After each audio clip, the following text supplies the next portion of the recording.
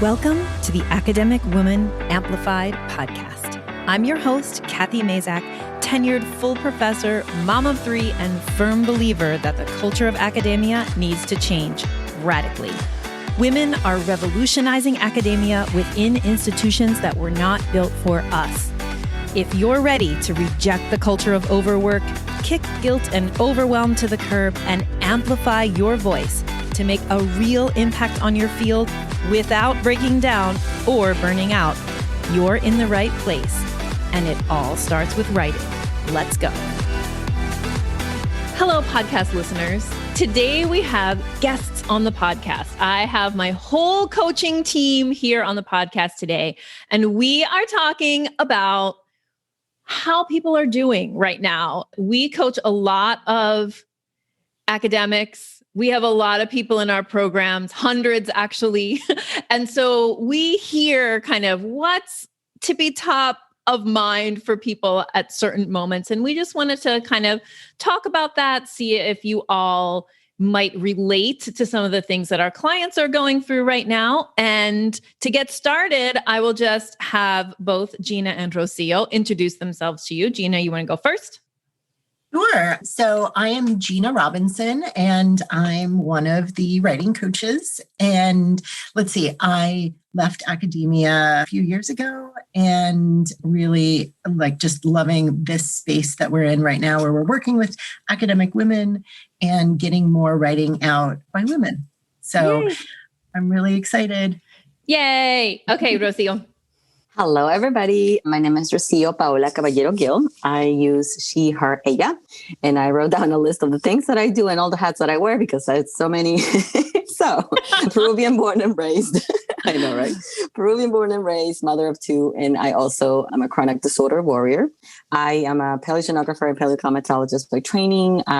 I'm the co-founder and chairwoman of GeoLatinas, which is an international organization inspiring and promoting Latinas in Earth and planetary sciences. And I'm also one of the three amazing coaches in our team. Here we are. Yeah. Thank you. So what I really want to start out with, I'll let the audience know that we are recording on November 12th, 2020, but this podcast episode won't come out until December. And as we were just saying before we hit record, anything could happen because, it's 2020.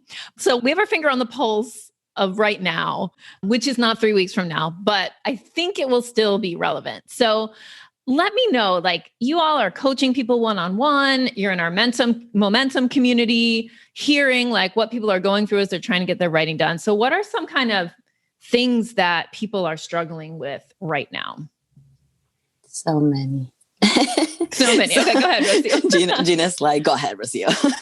Yeah. So I was thinking about what are some of the main hiccups that I keep bumping into when it comes to our clients, and everything that I brainstorm, and I can give you that list here, it almost seems to me like it starts from a logistical perspective, how to manage time, how to make time, all of these hows, but in a very, give me a recipe and how to tweak this structure and table and something to go by.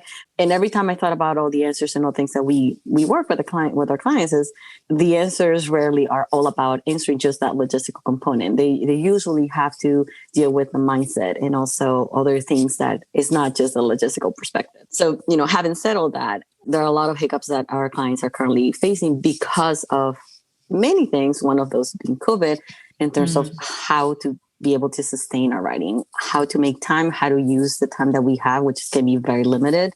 Some questions are somewhat related to that, how to prioritize, how to say no to some things that we really, really want to do or others that we really don't want to do. So like I said, it's a lot of how-tos to be able to continue writing. I think that makes a lot of sense just in terms of the way that we feel about the amount of time that we have, because I've been rereading the Getting Things Done book, and one of my favorite quotes, and I'm going to misquote it because I don't have it in front of me, but, people think they don't have enough time, but really what it is that they don't know what they're supposed to be doing.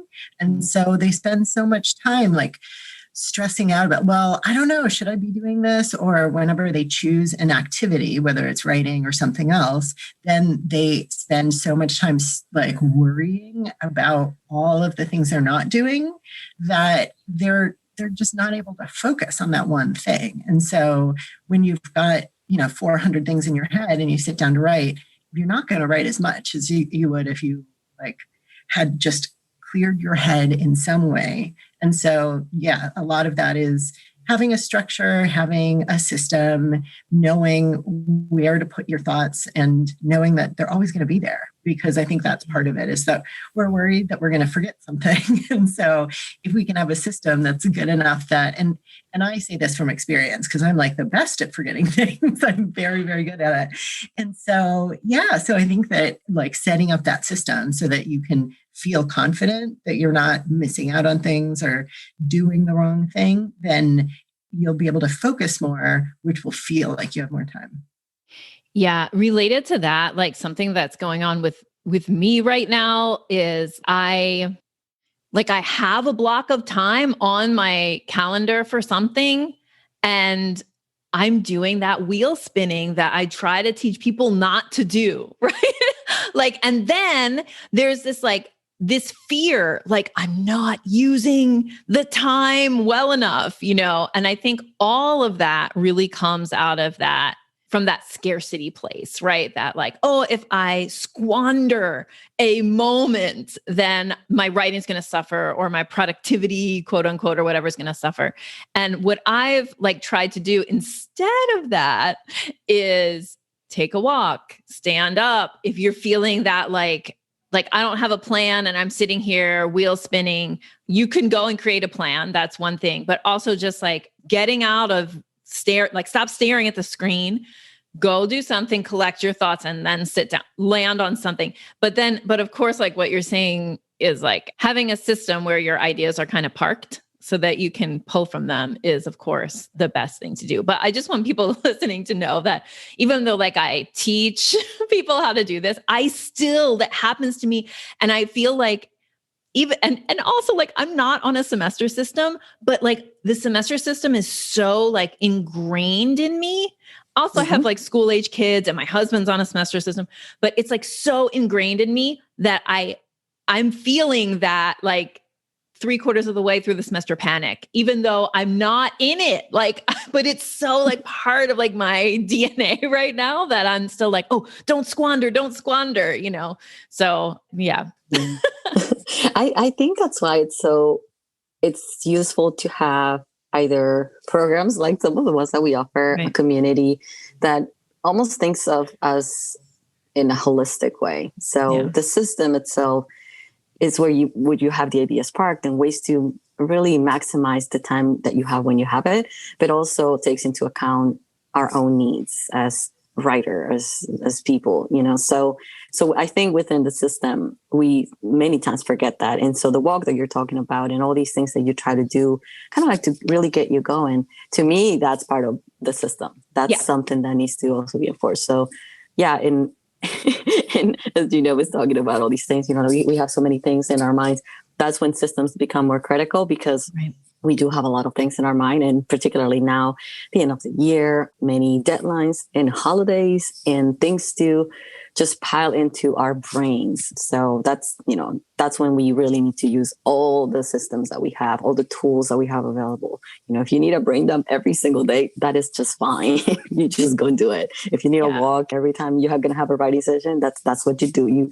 This is when we just do what we need to do because we know it works. And if not, we just go to the next tool that could work.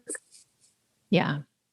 Another thing that I was thinking about in terms of feeling like you just can't write is someone actually in one of our masterminds, someone said, I have my soaring time. I have like all of my systems set up, but when I sit down and open up my document, I just can't write.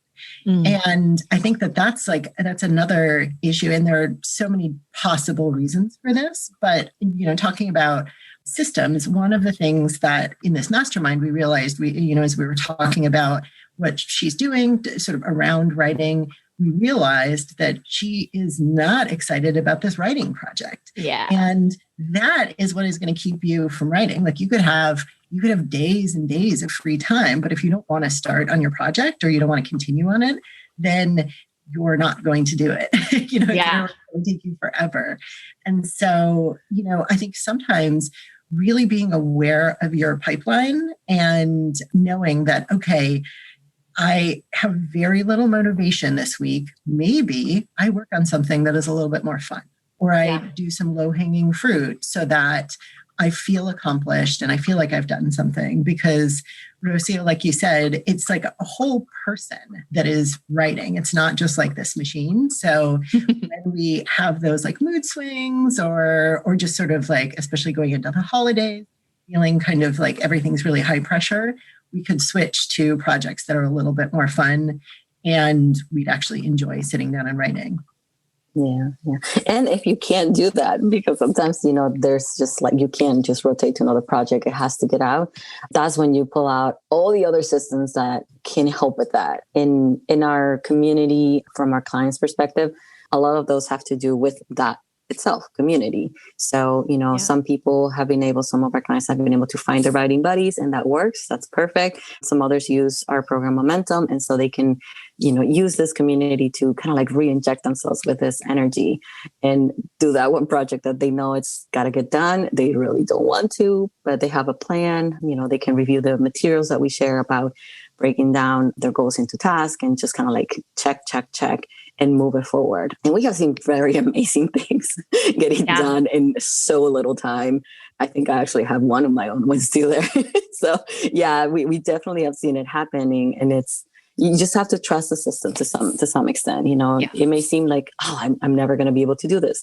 Well, between having a system, having this community, you can actually do it. And if you don't think so, then come and join us and we'll show you.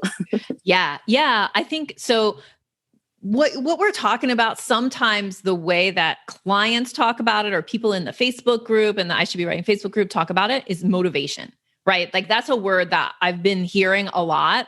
And I don't know, Gina, if we're talking about the same client, but I had office hours with people from our Amplify and Elevate group. And, one of our clients was like, I have this deadline. I was supposed to be the co-PI, but apparently the person who's the PI is expecting me to write the whole dang thing, and I just don't have it. And so I open the screen, I look at it, I look at the thing, I look at the blank screen, and I'm like, I can't. And we really talked about I'm like, well, the reason she can't is because she feels a little taken advantage of, right? Like that she wasn't expecting that's what she was getting herself into. The deadline's coming up. And we just talked about how to enforce a boundary that needs enforcing, which is well, if I'm the co-PI, I can edit this thing. I can read it when you're done with it.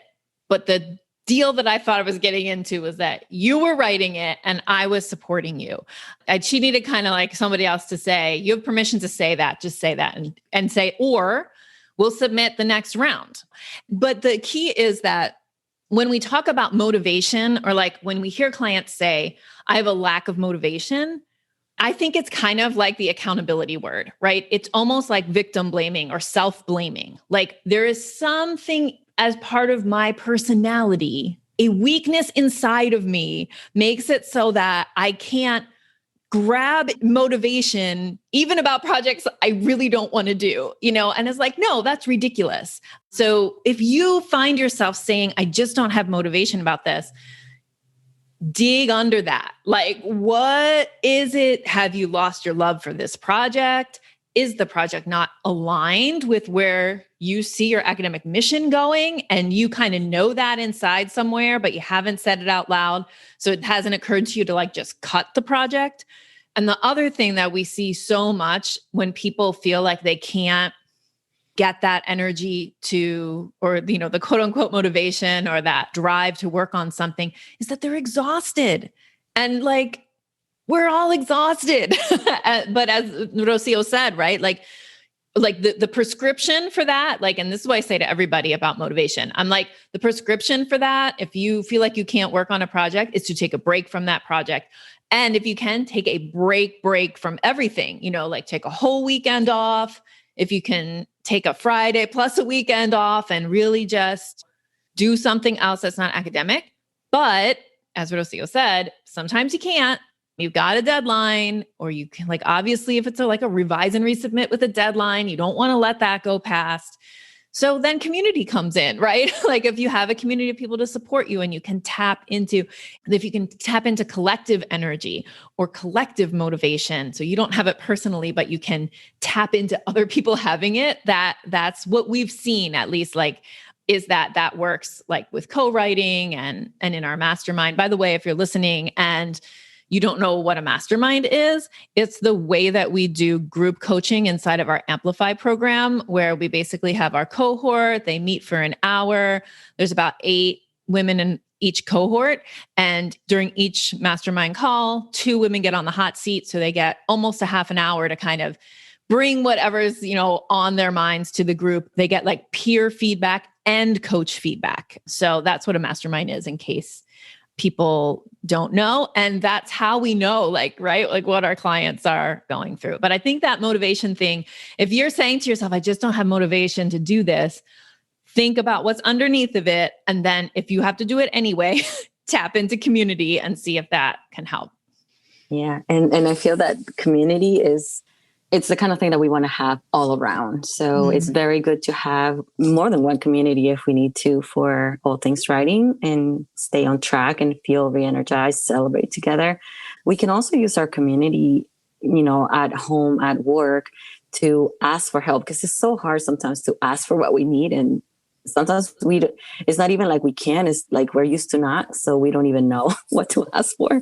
So if it's a tight deadline and maybe you feel like I can't just take a break, well, there are some ways to mimic, even if it's a small break. So that's something that should be a priority, not thinking that you're just going to work, 16 hours in a day. And it's like, no, you have to take a break in there, and then ask for that community support to take care of. Maybe it's a kid that's at home that needs some loving care while you go and get some writing, or go and take a nap, because sometimes that's a way to get the rest. So I feel that if the work community is powerful, because we're part of one and we can pay it back. And when we need it, knowing how to use those various communities is what really helps us continue moving forward with not just our writing, but, our careers and our lives as a whole. Yeah, absolutely. I love that topic of asking for help, because I just feel like we, socialized as women, we don't want to burden other people. That's the word that I feel like we're using all the time, is I don't want to bother anyone. And I don't know, nobody would want to, fill in the blank. And the frustrating part of that is that we all want to help other people. And so it's sort of like, well, I want to help someone, but nobody would want to help me. And like, it's kind of a dark way to think of your relationship with other people, And sometimes I even ask clients to just make a list of their supporters. Like, who are the people who would maybe like read a couple of pages of your work if, you feel like you're really stuck. A lot of people really love our peer review program that we do, because they just want someone else's eyes on their paper, because you need to sort of pull yourself out of that context sometimes, and having someone else look at it, super helpful. And, there are other ways that people can help. They can give emotional support. They can give mentorship or advice. I had something pretty serious to take care of, and my kids needed entertaining. And so a friend of mine actually FaceTimed with them while I took care of this other stuff. And I feel like there are all of these ways that people can kind of pitch in for each other. But for the most part, it is just so scary to ask for help. But on the other hand, you're not going to burden someone. Everybody is absolutely ready to help. And so it's just getting past that fear of asking and just going ahead and doing it. Yeah, absolutely. I really like this topic of lists, because for two main things, I feel that most people really like lists. And I feel that in our programs, we make a really good intentional effort to make sure that our clients understand that we don't just want endless lists. We want to prioritize. So there are priority lists. There are ways to recenter and refocus on the things that really matter, which is really what helps us to propel our careers and be able to say no more easily and all these other things. Yep. But we do use lists too, right? Because it's useful to know what are the things available. And so, Gina, it just made me think, it would be super useful to make a list of needs. What are the things that we need? Because sometimes that's what we need to figure out in order to be able to ask. But yeah, I love the idea of making lists for many things. We have a list bank, I don't know how you call it, for all things self-maintenance, self-care, our peer reviewers or our reviewers, people who can support us. So why not make a list for needs and then be like, oh, actually this week I feel like pulling from this part of the list. Yes. Yeah. And I think too, I think that women talking about what they need is very powerful. So I had a coach that would always, she would go back to that question, like, what do you need? Ask for what you need, and because I think that socialized as women, we're kind of like, we're fine. We can make it. It'll be okay. Like, I'll figure it out. I'll scrap it together and whatever. I don't really need the nap. You need the nap. And also the thing about lists, which by the way, this is behind the scenes, but behind the scenes because when you're listening to this will already have been done. So I'm working right now on the revision of the Navigate course. And one of the things that we do inside that course, welcome everybody who signed up last week. I'm talking to the future. But what we do in that course is we do this activities alignment exercise. And it involves lists, and you kind of make this giant list, and then we remake the list and we use rubrics on the list. And one of the things I'm working on is okay, once you have a list of we ask them in the course to create this list that is of all of their on mission activities, and it's rated in a certain way and whatever. And I'm okay, how do we use that list to influence our calendars? That's what I'm working out right now. It's really making this connection between the most important things on that list and our calendar, how much time it takes up. So it's so funny because I'm literally working on a slideshow right now that's using your lists. And so yes to lists. And you said calendar, so I'm very happy. And calendars. Yes. They help a lot in these times. We were just talking about this, how we have so many things in our heads and in our minds and in our hands. And so I have no shame in saying that I have to live my calendar, because it's a way to just not have it in my head and have to, hold it and worry about it. If it's on the calendar, I know I can just read it back tomorrow and I know what I'm supposed to do when. So, I kind of use that. Yeah. Well, one of the things that's going to be in the course too is a sample, with the ideal calendar exercise, which we do. And I've talked about on the podcast before, but I'm going to translate that into how would you take this ideal calendar that when I first did my ideal calendar, I did it with crayons because that's what was available. I need to color code it. But I watched another coach that I had kind of do something similar, but with Google Calendar. So I'm going to create that inside of Navigate to show people okay, well, here's how you go from this kind of theoretical calendar, which is what your ideal calendar is, to actually implementing, operationalizing the ideal calendar. So we'll be working on that inside Navigate. The thing is that every time you have to make a decision, it costs you. So, right, there's this idea. And as we come up on the holidays, when people are buying gifts and everything, there's two things about the holidays that I find difficult. One is the mental load of gift giving falls on me, most of the time. And second is that decision fatigue. I have to make the decisions about all kinds of things related to this is just an example of how it comes up in your private life, right? Not your work life. I have to make decisions about gift giving and how we're going to do different things, related to the holidays. And both of those things are really energy sucking. And I think that's what a lot of people find during the holidays. Why are they exhausting? Oh, because I have to make more decisions than I usually have to make. And I have to, there's a lot of fatigue around that.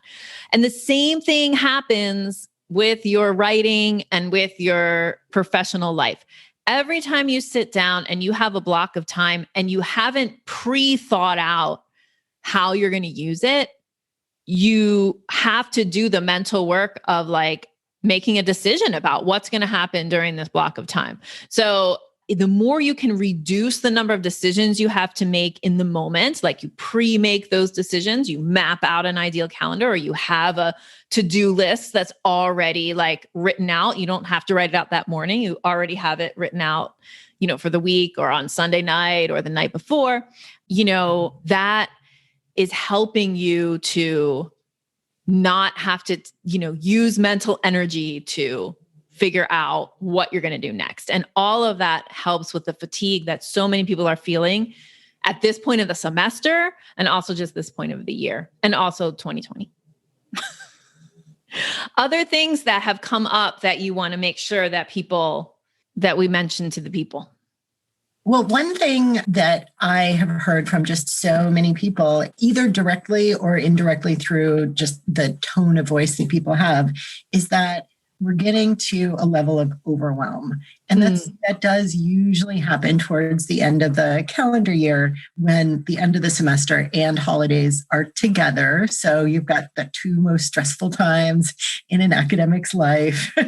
And I think that this year it's even worse because we're bringing along that overwhelm, and that, we're sort of busting out of the seams in terms of things to think about, things to worry about.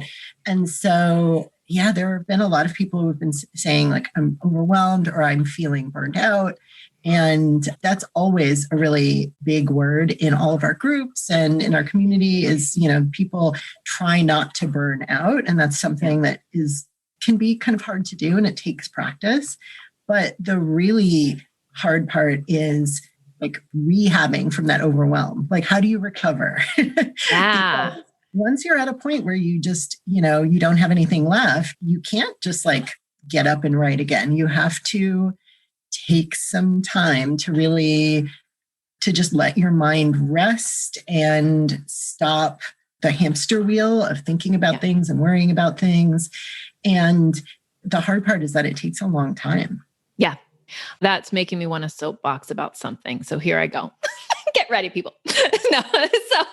So when you're listening to this podcast episode, it's about the first week in December. And if you're on a semester system, then likely you're like about to do finals. And maybe you're doing them or you're about to do them. And maybe your grades are due sometime mid-December, right? Like this would be like a typical semester system. You might be on a quarter system, which would be different or whatever.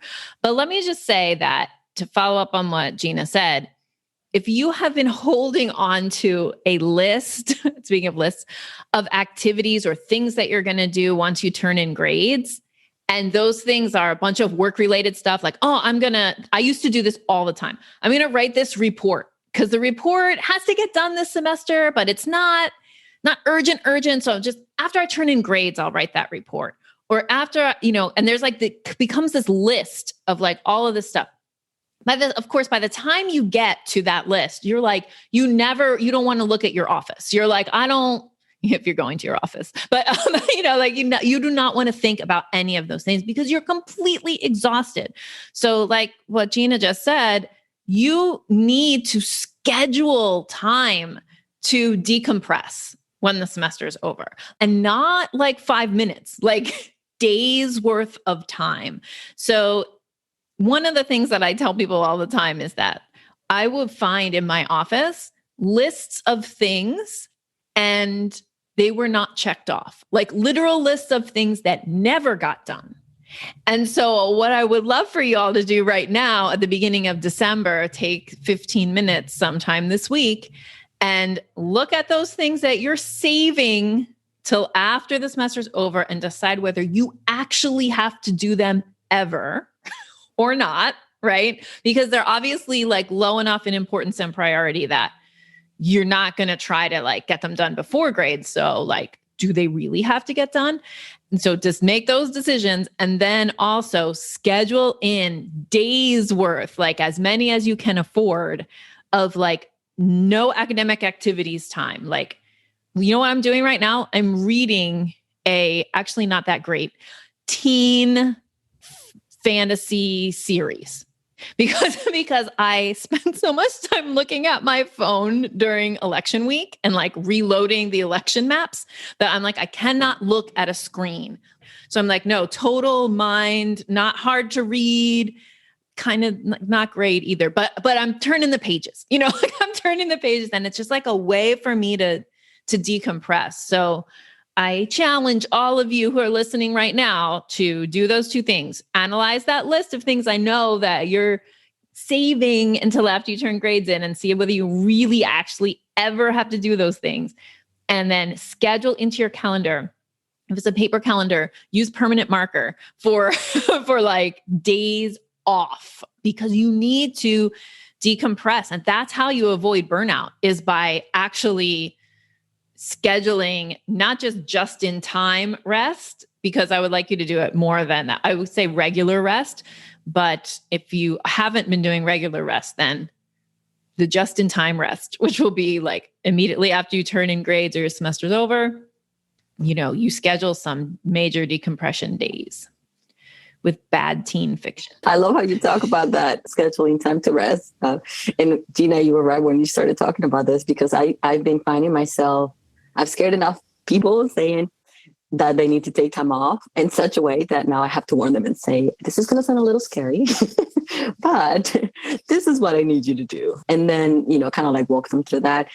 At the same time, in the back of my mind, and something that I always try to encourage is what you just said, Cathy, having that constant rest that is going to be embedded in that ideal week. And that's something that, at least like my ideal week is in the back of my calendar. It's like soft color so I can see what was ideal. Yeah. And in that ideal is definitely block the self-maintenance time, because it's something that even if I don't use it, then at least I know, I should be ideally. This is a time when I'm supposed to be meditating. So those are appointments with me, just like we ask our clients to schedule a writing time to be able to move around. I feel that these times of downtime that we want to embed through the days, those are also as important. So that's something to consider as well. Yeah, absolutely. And speaking of rest, one of the things that I sort of recently discovered and learned, and this might sound very obvious, but when we talk about rest, it's not always sleep. And it's not always a nap or, sleeping in on a Saturday morning. That is possibly my favorite version of rest. But the real key to resting is doing anything where your mind is completely off of work. So anything that distracts you in any way. And so, if you want to, like, I love the novels that you're reading, because I'm sure I've read plenty of very similar ones. Yeah. And I'm sure that that's why Harry Potter is very popular among academics as well. Yep. But if you don't feel like reading, you can go outside and you can go for a walk. And, there are a lot of different things that you can do. But you really have to get to a point where you are just not thinking about work. It's not in the back of your head. It's not nagging you. You just absolutely have to let it go, because that's really the only way that you're going to heal from a lot of that stress. Yeah. And just to reiterate, like, I know I've said it like 5,000 times already just in this podcast, but it takes time. It's the same as when you go on vacation. Remember vacations? You go and it's like, you're not really you don't really let go of all the stress and realize you're on vacation until like 3 days in. And so even if all you're doing is, and not all you're doing, because actually this year, pretty much everybody should be staying in their houses unless you live in New Zealand, maybe. But with COVID, you need multiple days is what I'm saying. Like, don't think like I'll take Friday night off and then I'll keep working Saturday morning. Like, the amount you need to get to that point where you can stop your brain from worrying in the back about what the next academic task you have to do or the things on your list that didn't get done. And you need to plan enough rest to get to that point. So I think this is a good conversation to have as people are about to go into the holidays, because it's a lot of times, and academics do this in the summer too. They're like, I'll use the break for blah, blah, blah.